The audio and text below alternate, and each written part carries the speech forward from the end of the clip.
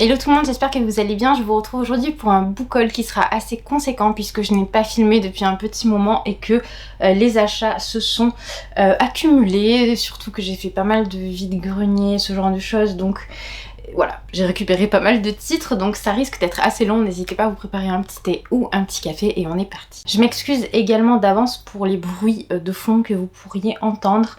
J'ai la machine qui est en train de tourner, mais c'est le seul moment où je pouvais filmer cette vidéo, donc j'espère que ce ne sera pas trop parasite.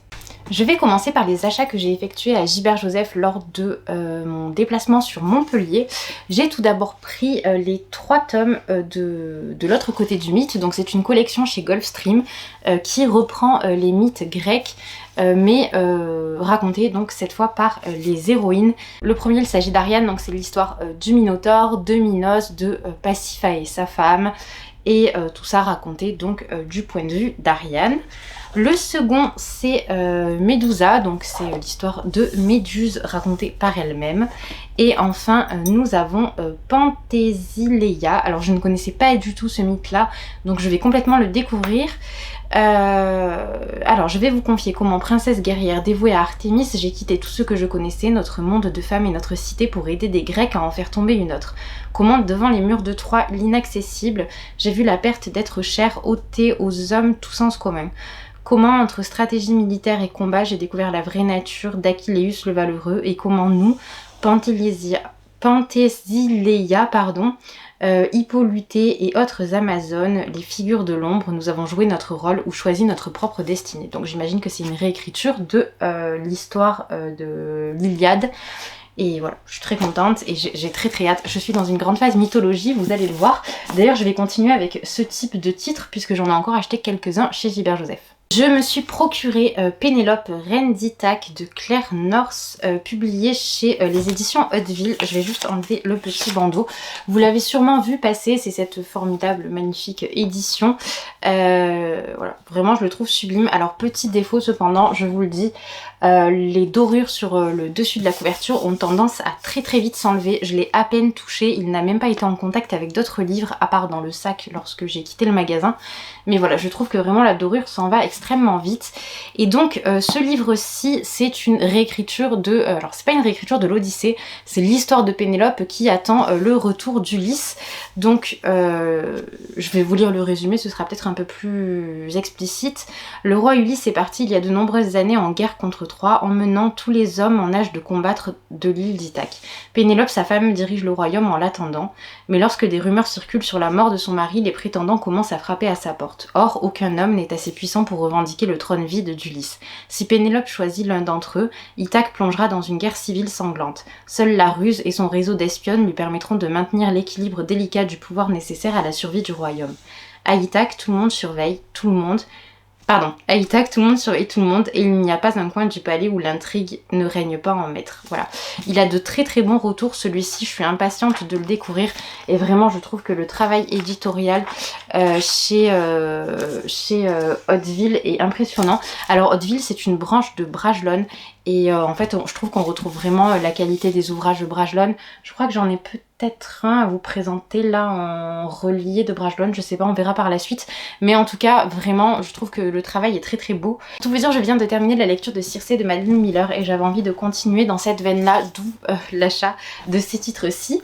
Et je crois que j'en ai encore peut-être un ou deux sur la mythologie à vous montrer. Alors je vois celui-ci qui rentre tout à fait dans le thème. Donc quelqu'un se souviendra de nous de Nadège Darocha, publié chez les éditions Naos. Alors déjà je tiens à dire que je suis très contente de m'être procuré cet ouvrage parce que je vois peu les ouvrages Naos mis en avant en librairie et là c'était le cas, il était vraiment en tête de gondole et lorsque j'ai lu le résumé je n'avais qu'une envie, le découvrir, et là pareil les retours sont déjà très positifs. Donc on est toujours sur une réécriture des mythes grecs du point de vue des femmes et ici on va notamment avoir alors Pandore, Méduse, Arachné. L'ère des faux-semblants est révolue. Pandore est prête à traverser le monde pour se venger de Zeus et des dieux qui l'ont condamnée à la honte et à la culpabilité. À ses côtés, elle trouvera 2 alliés inattendus piégés comme elle par la malice de l'Olympe, Méduse et Arachné, 2 monstres qui veulent prouver qu'elles sont bien plus que cela. Leur épopée vengeresse les mènera jusqu'aux enfers où elles comprendront que les dieux disparaissent déjà mystérieusement, le temps leur est compté. Donc encore une fois, comme je vous le disais, réécriture toujours féminine de Sémille Grec. Et je sais qu'il y a vraiment une profusion de titres dans ce registre-là actuellement. Et je trouve que la plupart sont très réussis, qu'il y a de véritables messages que les autrices, parce que le plus souvent ce sont des femmes, veulent faire passer et qu'elles font très très bien passer. Donc voilà, encore une fois, très heureuse de découvrir des titres de cet ordre. Alors il me semble que c'est le dernier dans ce registre de la mythologie grecque, donc Pallas dans le ventre de Troie, publié chez Rouergue, et c'est un livre de Marine Carteron. Là les retours, comme tout à l'heure, comme pour Pénélope Rendita, qui est Quelqu'un se souviendra de nous, les retours sont extrêmement élogieux. Vraiment, je n'ai entendu que du bien de ce livre. Sachez, pour ceux qui en sont curieux, qu'il est disponible en audio sur Nextory. J'ai vu ça là récemment. C'est absolument pas un partenariat, je ne suis pas affiliée à Nextory. Mais voilà, je me suis dit que ça pouvait être sympa puisque il est... Alors ça, il a un coût, il est à 16,90€, il est nettement moins cher que le Naos qui va être à 20,90€ ou que le Pénélope Rendita qui va être à 25€. Mais voilà, c'est vrai que si vous voulez pas investir dans un grand format à ce prix-là, sachez que vous avez l'alternative Nextory pour faire l'écoute de ce livre. Alors dans cette histoire, on va majoritairement suivre l'histoire de Pallas et d'Athéna. Athéna qui va tout faire pour récupérer et rejoindre Pallas qui est enfermé dans les murs de Troie, si je me rappelle bien. Et voilà, donc c'est une histoire vraiment d'une amitié très forte entre la déesse et cette femme.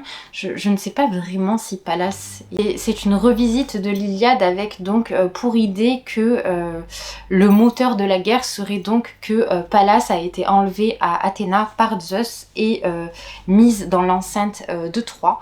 Et que donc Athéna va un petit peu pousser les hommes à rentrer en guerre pour récupérer et retrouver son amie et la libérer des murs de Troie.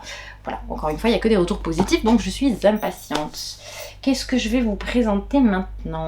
Je vais faire les deux Saxus, puisqu'il y en a seulement deux, et je vais passer très vite sur celui-ci. Il s'agit du tome 3 de la saga de Jennifer L. Armentrout, donc la saga c'est 200 et... Je ne me souviens plus du titre en français, mais c'est From Blood and Ash, donc je pense que c'est ça, hein, que c'est le sang et la cendre pour le premier tome. Donc là on a le tome 3, La couronne d'os doré, qui est vraiment très très réussi. Je vais vous montrer. Voilà, ce sont toujours des très beaux ouvrages chez De Saxus. Je pense qu'à force vous le savez. Bien qu'il ait été relevé une nouvelle fois qu'il y a eu de petits problèmes de traduction, mais aussi quelques coquilles qui ont persisté dans le texte, donc à voir, mais de toute façon il faut déjà que je lise le tome 2, ce sera pas mal. Ensuite le second, je crois que c'est tout pour De Saxus, ouais. Le second livre de chez De Saxus que je me suis procuré, c'est Il était une fois un cœur brisé, que je vous ai présenté dans un vlog dernièrement, donc c'est le dernier ou l'avant-dernier. On est sur un livre écrit par Stéphanie Garber, qui est l'autrice de Caraval, saga extrêmement difficile à trouver aujourd'hui en français. Personnellement je n'avais lu que les 2 premiers tomes, mais j'avais beaucoup aimé cette saga pour tout son environnement et son univers très onirique, c'était vraiment intéressant. Il paraît qu'on est dans le même type d'univers, mais il n'est pas nécessaire d'avoir lu Caraval pour lire Il était une fois un cœur brisé.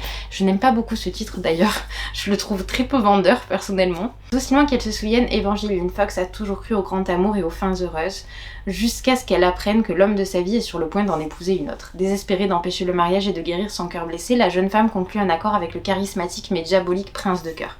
En échange de son aide, il lui demande 3 baisers à donner à la personne au moment et à l'endroit de son choix.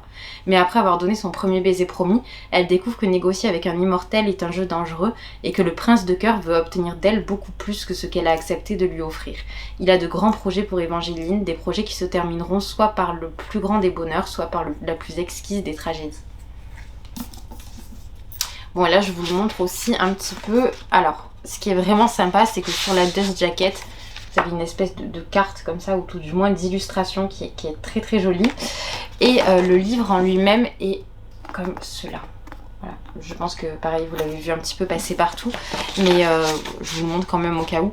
Encore une fois, vraiment très bel ouvrage, même si comme pas mal de lectrices aujourd'hui, je m'interroge sur ce qui me pousse parfois à l'achat de ce type d'ouvrage. Est-ce que c'est pas aussi lié au format et à tout ce qui est autour, peut-être même au-delà des histoires. Bon là en l'occurrence le Stephen Garber, j'avais beaucoup aimé Caraval. Je trouve ça donc plutôt logique de m'être procuré ce livre-ci. Plutôt contente de me lancer et je pense que ça me plaira. Ensuite j'ai acheté, alors j'ai décidé de me remettre un petit peu à lire de la romance. C'est pas forcément mon truc, vous le savez, mais à force de voir les éloges de très nombreuses sagas sur les réseaux, je me suis dit que peut-être que je ratais des choses actuellement. Les premiers livres que je me suis procurés, ce sont donc les premiers tomes de la série Compas de Brittany Sechéry. Et bon alors là pour le coup c'est pas qu'il y ait eu une hype particulière autour de ces romans parce que je trouve malheureusement que l'engouement qu'il y a eu autour de Brittany Sechéry c'est tari petit à petit ces dernières années au profit de Colleen Hoover ou de... alors après des autrices que je connais peu mais Morgane Moncomble ou Emma Green par exemple, et c'est vrai que moi personnellement les romances qui m'ont marqué et les seules romances vraiment que j'affectionne en tout cas dans ce que j'ai pu lire, ce sont celles de Brittany Sechéry. Donc je me suis également reprocuré, parce que je souhaiterais le relire, je vous montrerai rapidement, le premier tome de la saga Element, donc The Air It Breathes, mais je l'ai déjà lu, et donc les tomes 1 et 2 de la saga Compass, avec Tempête du Sud et Lueur de l'Est. Je suis approximativement à la moitié de la lecture de Tempête du Sud et pour l'instant j'aime beaucoup. Alors évidemment c'est assez cliché, on est sur les romances classiques je dirais chez Brittany Sechéry, avec un gros côté psychologique, des personnages qui ont vécu des choses pas forcément simples, qui apprennent à vivre avec cela, qui apprennent à se reconstruire aussi. J'aime bien ces récits-là, il y a un côté tranche de vie. Là, évidemment, la romance est centrale, mais il y a aussi toute une présentation des personnages par des biais qui sont assez, qui sont très intimes et donc très intéressants, je trouve. Donc pour l'instant, j'aime beaucoup ce tome 1 et le tome 2, je me lancerai, je pense, juste après. Mais ce sont des ouvrages qui, je pense, me plairont puisque, de façon générale, le travail de Brittany Sechéry m'a toujours convaincue. Je passe très vite sur deux autres livres que j'ai déjà lus, à savoir le premier tome de The Book of Ivy et de la sélection que je me suis procurée en format poche, donc là sur Vinted, parce que je voulais les relire d'une part, mais aussi parce que je ne veux plus avoir ces ouvrages en grand format, ça me prend beaucoup trop de place et je préfère garder l'espace pour vraiment mes livres chouchou, coup de cœur en grand format. Non pas que je n'ai pas aimé ces deux sagas, parce que je les avais beaucoup aimées, bien que je pense que si je me relance dans la sélection, je serais peut-être un peu plus sceptique, et peut-être de même pour The Book of Ivy d'ailleurs. Mais voilà, je trouve que PKJ fait un bon travail pour les poches sur les livres young adultes. Donc voilà, j'étais plutôt contente de les trouver à des prix vraiment assez raisonnables. Ensuite, qu'est-ce que je peux vous montrer? Je vais poursuivre. Alors du coup, j'ai fait une petite trêve, mais avec de la romance. Donc celui-là, c'est clairement parce qu'on en entend parler partout sur les réseaux.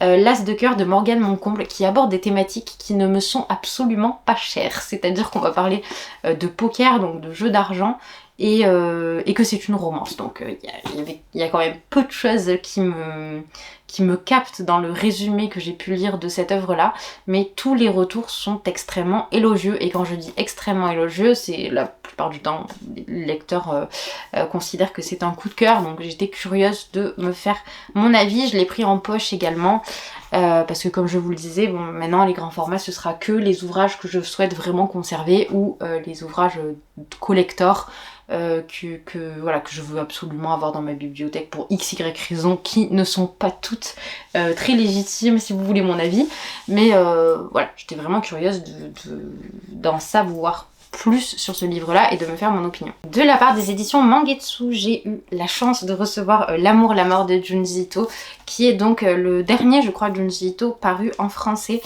Et voilà, donc chez Mangetsu qui est aussi une branche de Brajlon, et donc le travail éditorial est somptueux, comme c'est le cas chez Hauteville en fait. Vraiment ils ont, je sais pas, la qualité des ouvrages est impressionnante, et puis ces rééditions de Junji Ito, je les trouve toutes très réussies, et elles me donnent toutes terriblement envie. Et je n'ai jamais été déçue avec Junji Ito. Je pense que L'amour, la mort n'échappera pas à la règle. Nazumi est recouverte nuit et jour d'un épais manteau de brume. Dans ces ruelles nébuleuses, les adolescents s'adonnent à un étrange rituel de voyance consistant à demander son avenir au premier passant venu. Mais du jeu innocent naît un funeste cortège de suicides sanglants et une rumeur enfle. La mort rôde aux intersections de la ville sous les traits d'un séduisant jeune homme qui exacerbe toutes les passions. Ce sera très rapidement lu et je pense que, je vous en avais parlé rapidement, mais je pense que je ferai un vlog où je lis exclusivement des graphiques et où il sera donc dans ma pile à lire. Il y aura également ce titre-là, Née rebelle, jeune fille au point levé, publié chez Demain Éditions qui ont eu pareil la gentillesse de m'envoyer cet ouvrage. Alors il y a 5 dessinateurs et 3 personnes au scénario. On va en fait avoir des portraits de jeunes filles engagées qui sont vraiment présentes, qui consacrent toute une partie de leur vie à défendre leur cause. On a Greta Thunberg avec l'écologie, on a Malala avec le droit d'éducation des jeunes filles, Melati et Isabelle Vicen, écolières en guerre contre la pollution en Indonésie, alors là je ne les connais pas du tout, Yusra Martini, championne de natation syrienne bravant tous les dangers pour sauver des réfugiés, et Emma Gonzalez, rescapée d'une fusillade dans un lycée et figure de la lutte pour le contrôle des armes aux USA. Ça a vraiment l'air super et je trouve que vraiment les dessins sont somptueux. Alors donc comme je vous le disais, il y a 5 portraits et 5 illustrateurs différents, donc je pense qu'il y en a vraiment pour tous les goûts en matière d'illustration. Je trouve vraiment que c'est un ouvrage très très réussi et je suis ravie de pouvoir en faire la lecture. Pour continuer avec les graphiques, je vous l'ai présenté dans le dernier ou l'avant-dernier vlog également, mais au cas où pour ceux qui ne l'ont pas vu, Brume, le réveil du dragon de Jérôme Pellissier et Karine Hinder, qui est une toute petite BD comme ceci, publiée chez les éditions Glénat, avec des illustrations absolument minimalistes mais tellement mignonnes. Donc c'est un premier tome, j'ai hâte de savoir ce que ça va donner. Donc on est dans une petite BD de fantasy, ça a l'air très très mignon. Et bon, j'ai pas vu de retour pour l'instant, il faut dire qu'elle est sortie assez récemment. Mais il y a une petite mascotte, il y a un petit cochon qui accompagne les 2 protagonistes et je pense que ça va être très très mignon. Et pour terminer avec les graphiques, graphiques que je vous ai également présentés dans le dernier vlog, donc Les Sœurs de la Brume, quand la peur t'insiste à résister, lâche prise. C'est publié chez les éditions Kinaï. De façon générale, j'adore ce que proposent ces éditions puisque c'est toujours soit engagé, soit des lectures très douces. Et là en l'occurrence je pense que ça va être un petit peu des deux. Je vous montre à quoi ressemblent les illustrations. Pour vous donner une petite idée de l'histoire, je vous lis juste l'entête avant le résumé. Au plus profond de la forêt de Frigéa, une brume turbulente remue entre les arbres moussus, recourbant les orteils des redoutables trolls et dispersant les gobelins racines. Mais une créature ancienne se déplace dans les ténèbres. Voilà. Et je pense qu'il sera aussi dans ce fameux vlog graphique dont je vais vous parler. J'ai l'impression que c'est infini. Si vous voyez tout ce qui me reste à vous présenter, ça me dépasse.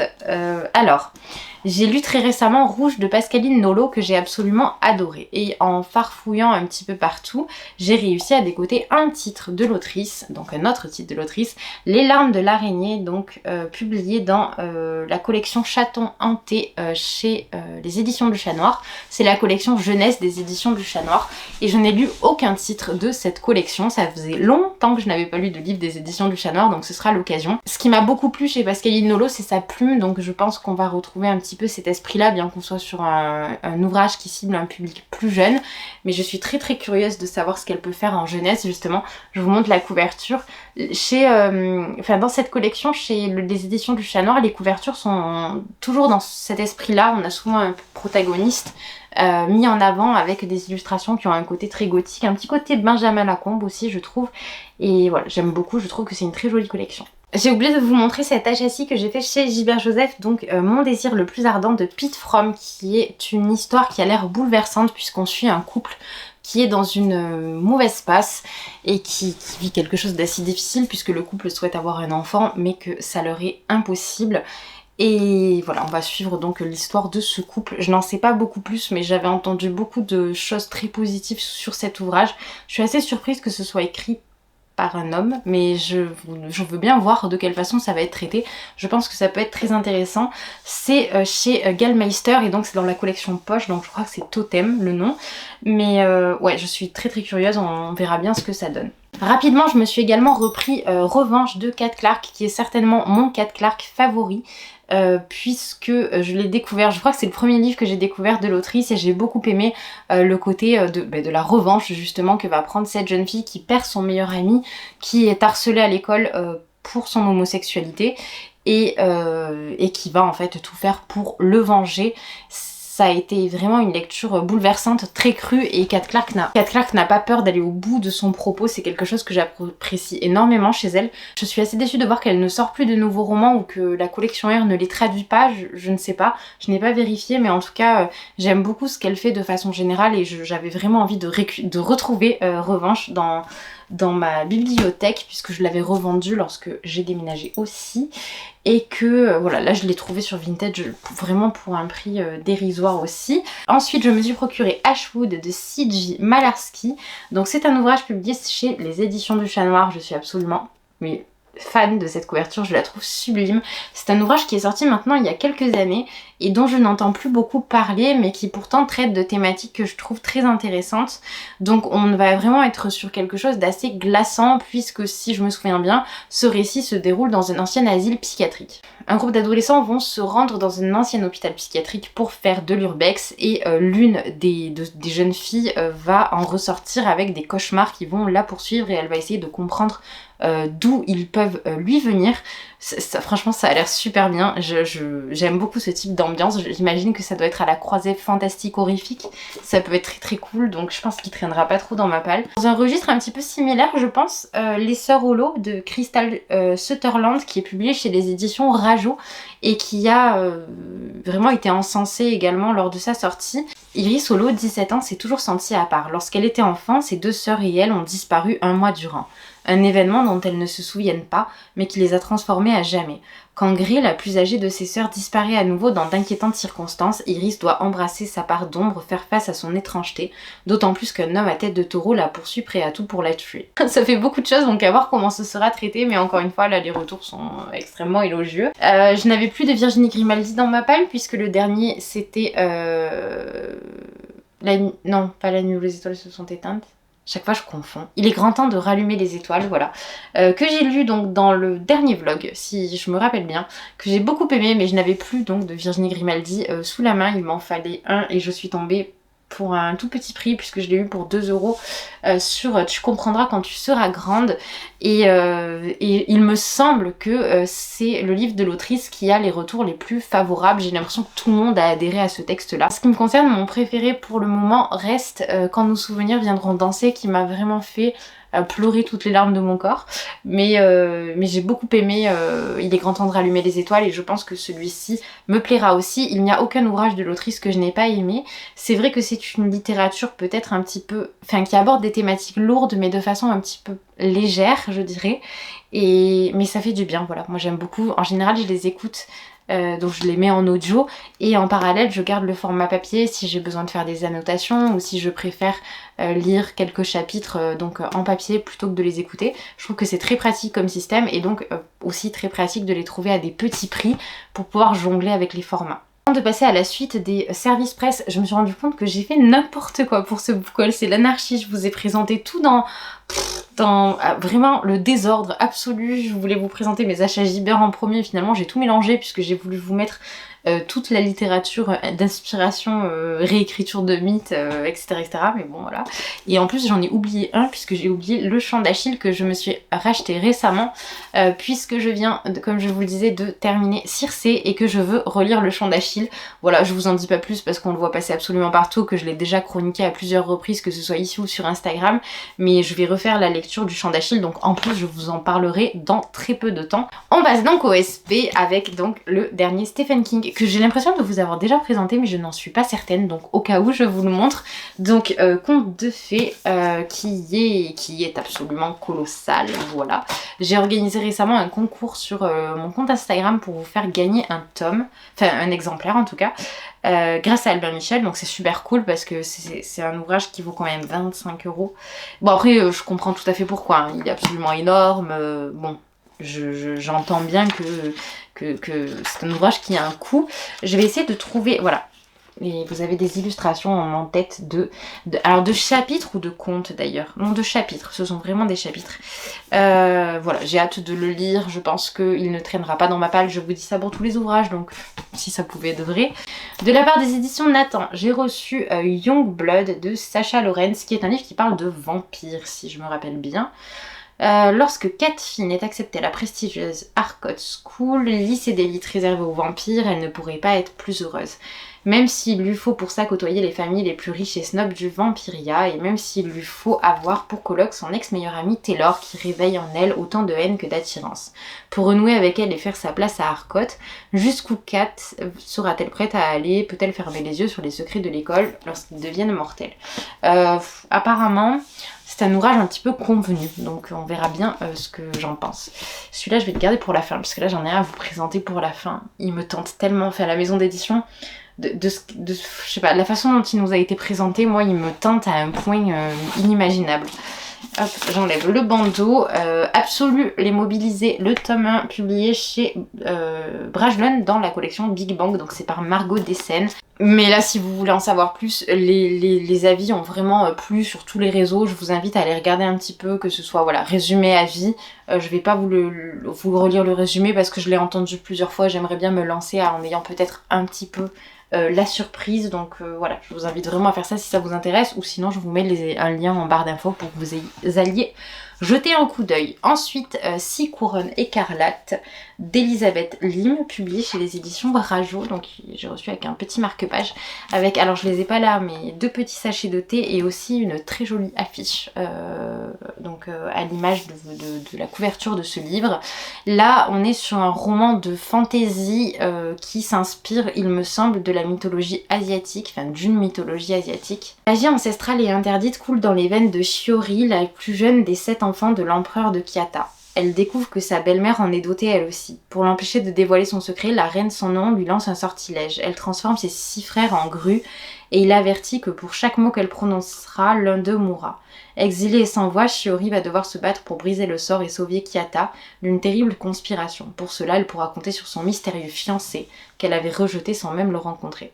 C'est également décrit comme un conte de fées, donc à voir ce que ça peut donner. En tout cas, il me tente beaucoup et je sais que les avis en VO avaient été très très élogieux aussi. Et donc le dernier livre dont je vous parle, celui qui me tente par-dessus tout, je pense en ce moment, il s'agit de Pater Moster de Julia Richard, publié chez les éditions HSN, donc L'homme sans nom. Déjà je le trouve magnifique, je trouve que le choix de couverture est top. Et là on est, alors je vais vous lire le résumé, mais dans les inspirations, on nous a beaucoup parlé de Midsommar et j'ai tellement aimé Midsommar que forcément j'étais curieuse de découvrir ce roman. On nous a parlé d'écriture féministe, on nous a parlé d'engagement, donc je me suis dit ce roman est fait pour moi. Pour Dana, jeune femme issue d'un milieu modeste, Basil Patterson a tout du compagnon idéal, séduisant, éloquent et de bonne famille. Mais lorsque vient la rencontre avec les beaux-parents dans leur vaste propriété de campagne, lors d'un été caniculaire, les choses s'engagent mal. Ballottée entre les apéritifs qui n'en finissent pas, les traditions qui lui sont étrangères et les échos de sombres secrets de famille, Dana doute. A-t-elle vraiment envie de faire partie de ce clan? Alors que ses idéaux se brisent et que la vérité la rattrape, c'est tout son équilibre qui chavire, et si le bonheur n'était qu'un piège cruel. Voilà, et je trouve qu'il a vraiment l'air incroyable ce roman et je pense il fait partie de mes toutes prochaines lectures.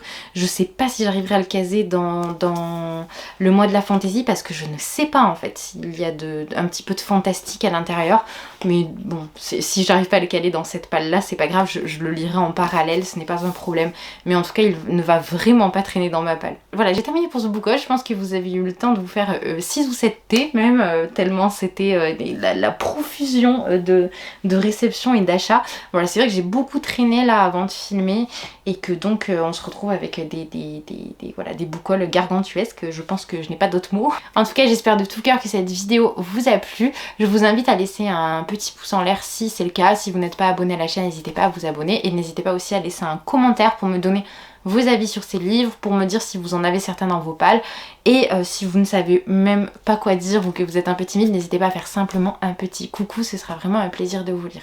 Je vous souhaite une très bonne journée ou une très bonne soirée et je vous dis à bientôt.